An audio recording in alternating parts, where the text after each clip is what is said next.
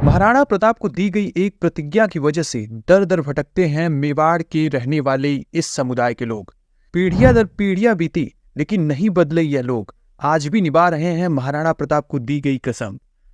आप जब घर से निकलते होंगे तो कहीं कहीं आपको सड़क किनारे कुछ लोग लोहे के बर्तन और घरेलू इस्तेमाल करने वाले औजार बेचते हुए दिखते होंगे।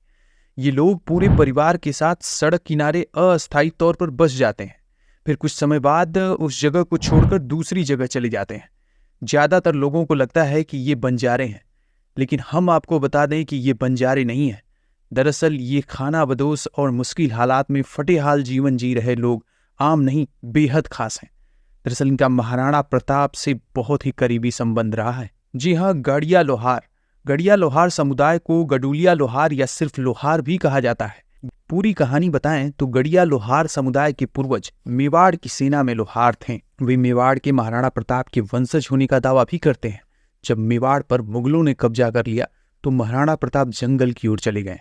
जंगल में उनकी मुलाकात उन लोगों से हुई जिन्होंने उनकी और उनके परिवार की मदद की।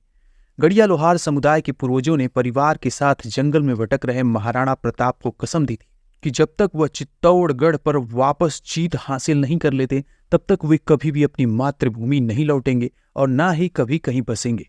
उन्होंने प्रतिज्ञा दी कि उनके चित्तौड़गढ़ लौटने तक उनके परिवार कभी भी एक छत के नीचे नहीं रहेंगे। दुर्भाग्य से महाराणा प्रताप कभी चित्तौड़ नहीं जीत पाए, इसलिए लोहार समुदाय आज भी महाराणा को दी अपनी प्रतिज्ञा पर कायम है। इसलिए वे ना तो किसी एक जगह बसते हैं और ना ही घर बनाते हैं।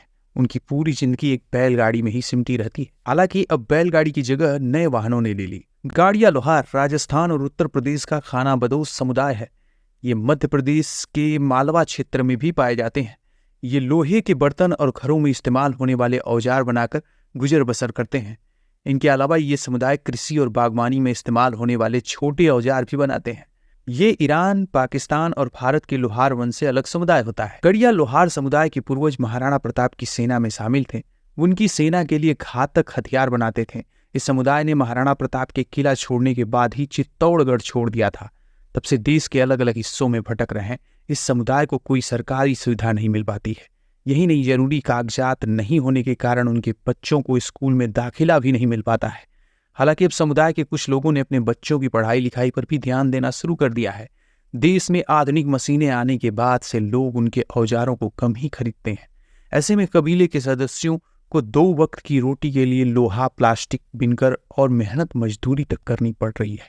ये थी महाराणा प्रताप के इस समुदाय की रिपोर्ट। वीडियो पसंद आई हो तो लाइक कीजिए और सब्सक्राइब।